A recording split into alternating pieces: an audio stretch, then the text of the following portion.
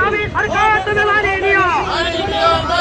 40 বছর 30 বছর ঘটনা পরে কাহিনী পেনশন পাইবনি সরকার তুমি জবাব দিও। 40 বছর 30 বছর ঘটনা পরে কাহিনী পেনশন পাইবনি সরকার তুমি জবাব দিও। কর্মচারী একবার জবাব দিও। পুরা পেনশন আমার দাবি, পুরা পেনশন আমার দাবি, আমার দাবি ন্যায্য দাবি সরকার তুমি মানিয়ে নিও। আমার দাবি ন্যায্য দাবি সরকার তুমি মানিয়ে নিও। পেনশন কাহিনী পাইবনি সরকার তুমি জবাব দিও।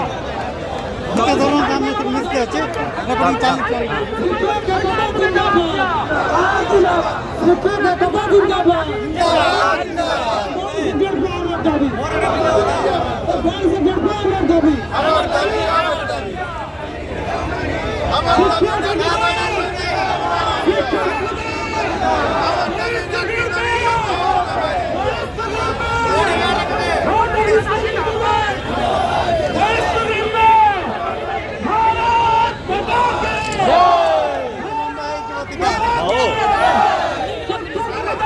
जिंदाबाद जिंदाबाद।